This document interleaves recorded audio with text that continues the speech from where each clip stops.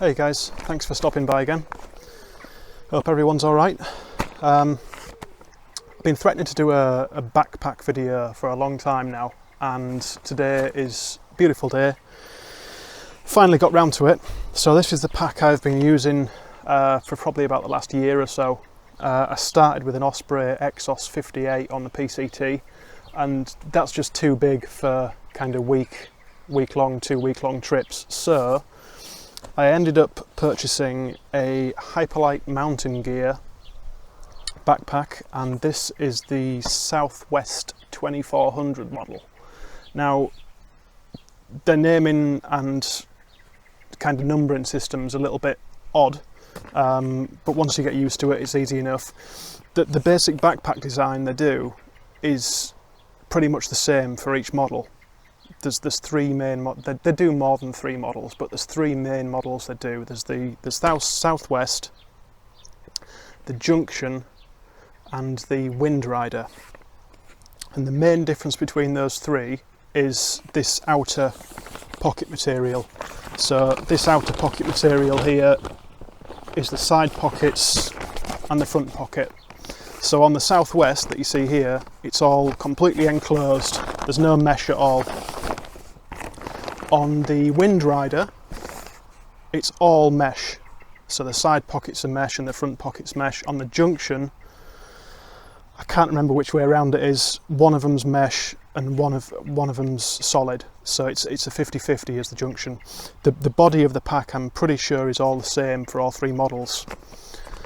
Once you've taken that into account, you can also get three different sizes of backpack. So this is the 2400. That equates to roughly a 40 litre pack. 2400 is cubic inches, and that is the carrying capacity of the main compartment on the inside. The outer compartments are separate, and they are just under 10 litres, I believe. So all in all, this is just under a 50 litre pack. You can also get a 3400 and a 4400. So obviously getting bigger and bigger. And when you look at this, like I say, this is the smallest of them. It's a 2400. I mean, it's still quite a big pack, and you can get, trust me, you can get a hell of a lot of stuff in it. So that's that, and that's the differences between them. They also let you choose the material you want it to be made from. So it's DCF, it's Dyneema composite fabric, but you can choose the white Dyneema, which is lighter weight and a bit thinner, or you can go for this black Dyneema, which is more heavy duty, thicker, and a lot more abrasion resistant.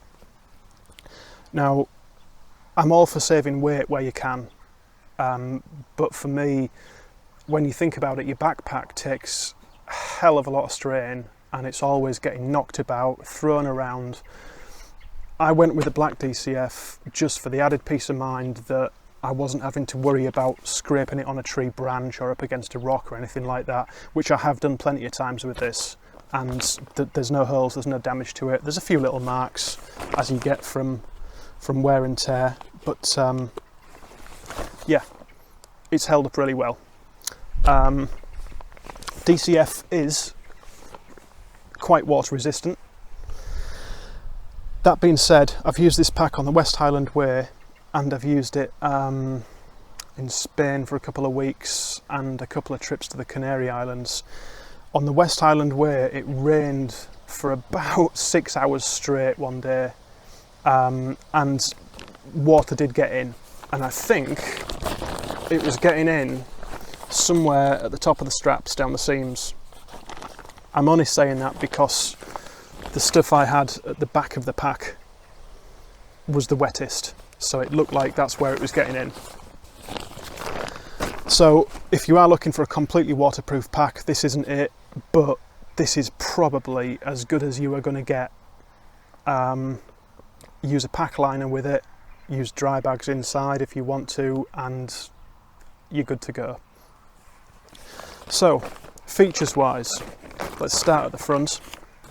It's a pretty simple design really. You've got one big outer pocket there, It is slightly stretchy at the top, but the material itself isn't stretchy, but that still holds a fair amount. I've got an X-mid there, a Airline Gear X-mid, and you can put that in there and it takes it. I mean, it's a pretty big pocket, that one. And then you've got the two side pockets. Now, the side pockets are the main thing that I'm not a big fan of on this pack. They cut quite sharply down, so they're real tall at this end and they're real short at this end. And what I've found is that because the material's not all that stretchy, yes, that top is, but it just doesn't. I use it for water bottles basically, and water bottles don't tend to sit in there all that well. You can cinch them down with a side cinch strap there, but I would like that to be kind of a uniform height. So if you get me, not cutting down, just cut straight across, and I'd like it to be made out of a stretchier material. So if you've got something small in there or large, that the material's going to shape around it. That's my main complaint with this pack, the side pockets. I'm not a big fan of the side pockets. There's your ice axe carrying loop in the centre there at the bottom. And then you've got drainage holes as well. Don't know if you can see them. There's a drainage hole there and a drainage hole there and another one on the end there. Then you've got your straps for tension in there and again there. At the top, it's a roll top closure, so rather than having a lid like a normal backpack that clips in, it is just a roll down, and then you've got that clip that clips over there, and you've also got clips to cinch it up down the side as well. So it's a real good closure system on it. I do like it. I'm converted from the lid system to the roll top, definitely. Moving around to the back, there is an integrated foam back panel inside. Just gives you a little bit of extra comfort on there. The straps are actually quite well padded. They are comfy. I've not had any discomfort with this pack at all.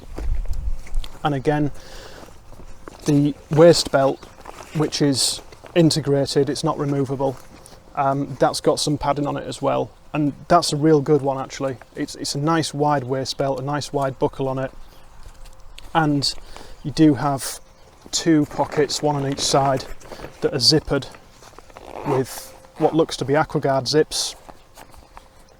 Nice pull tabs on them as well, and they have got a good action. They're a decent size as well. I've got this little guidebook here, this phrase book, and it's about the size of my palm, and that is swallowed by the pocket. There's still a ton of other room in there for other stuff.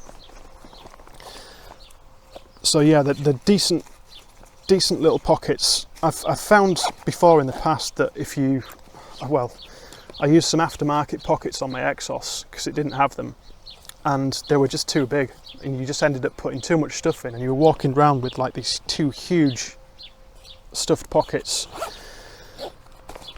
So that's those. That is a water bottle carrying pouch. That it's one of mine that I've strapped on there. So that didn't come with the pack. That's a handy little addition. And then on this strap here at this side, this is the Hyperlite Mountain Gear shoulder pouch.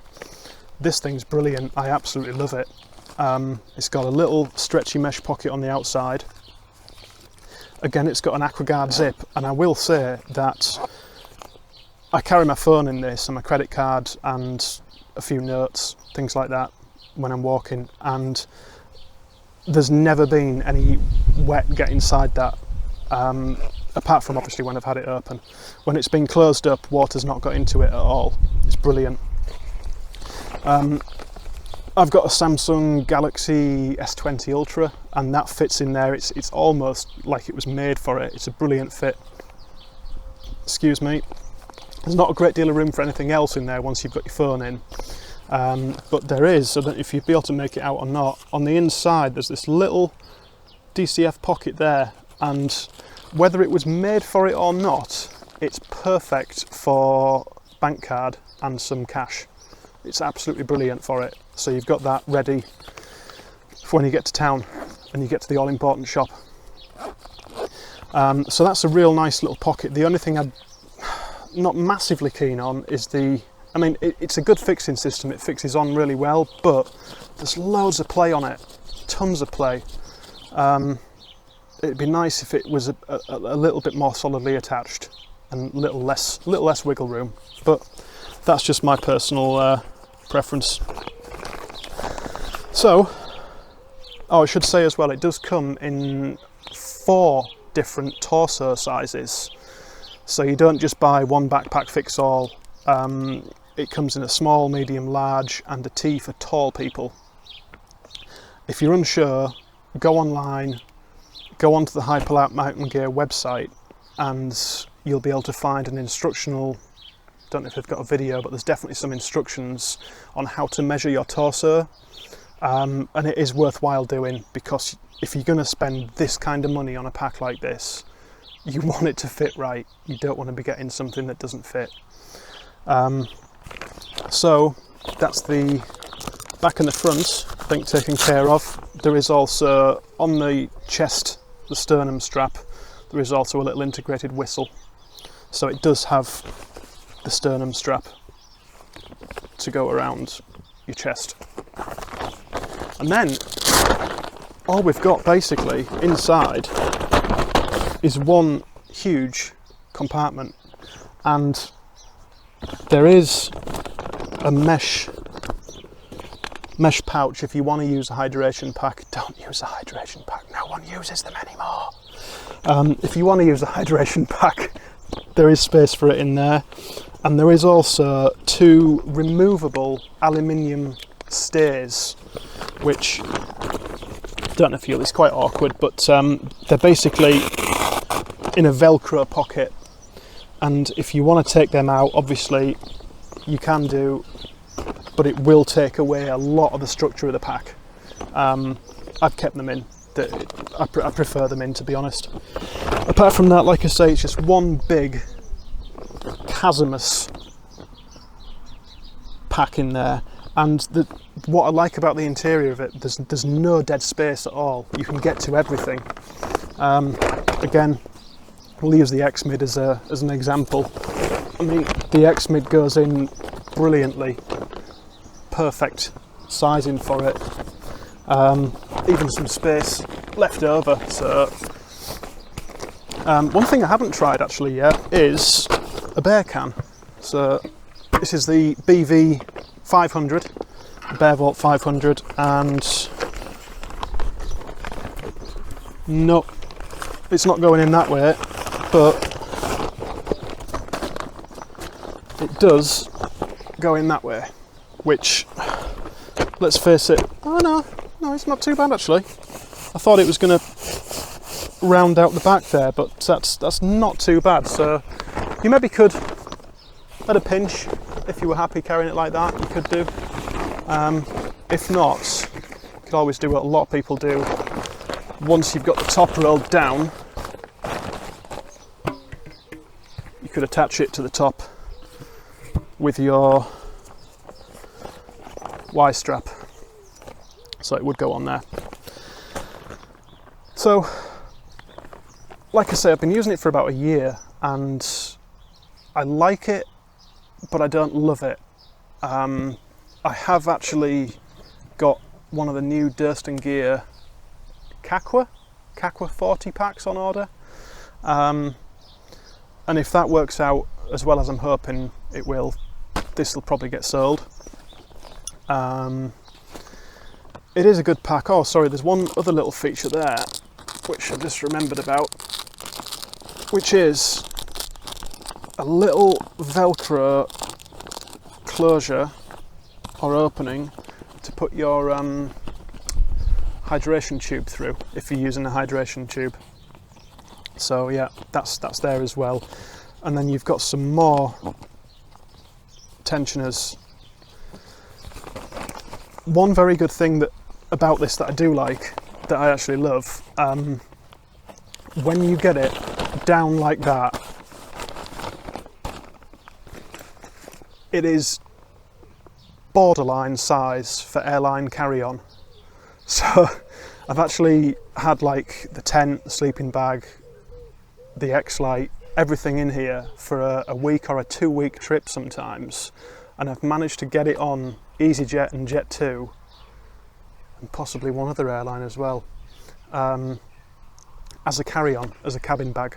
As long as you don't have too much stuff in it, you're not bulking it out too much, I've not been challenged yet. It's gone on. That size is like I say, it's pretty much borderline. I think it's like 56 centimeters, something like that, the height. So yeah, that's the consideration. The other consideration is the cost. I think again, you can find out on the website, but I think they start at about $325. Now, obviously, me being in the UK at the moment, the sterling is doing pretty badly, so it works out pretty expensive, especially when you take into account your import charges that you're going to pay. So do factor that in, take that into account if you're thinking about buying one. But I haven't regretted buying this. It's like I say, the Exos I was using was way too big. Excuse me, for week-long and 2-week-long trips. It was perfect for the PCT, held everything I wanted, but there was no point in lugging that around on like a 150 mile trip. So this, I can get everything in for a week or a 2-week trip. It's comfy to carry. The water resistance is very good. I probably will, if I go anywhere unpredictable next time, I probably will. I've got a big Z-Pax DCF liner. I'll probably use that. But yeah, happy with it, but not ecstatic with it. So if you're thinking about buying one, hopefully that's given you a few pointers and a few things to look out for. It is durable. This black DCF, like I said, I didn't want to have to worry about the white DCF being punctured, being torn, being abraded when rubbing against rocks, and I've bashed through a lot of rocks and forest, basically all trees and twigs and branches, and just charged through with this on and not had to worry about it at all, because I know that it's going to take some serious beating, is that black DCF. So for the 100 grams or so weight difference between the white and the black DCF packs, I was happy to take that hit. One last thing, the weight of it, this pack with the shoulder pouch and the water bottle pouch attached, it weighs 1024 grams on my scales. So it's not ultra light, really. It's still a decent weight, but it's not what I would call ultra light. So yeah, that's the pack. It will carry on getting some use until my Durston Gear 1 comes, and if the Durston Gear 1 doesn't work out, then this will carry on serving me well.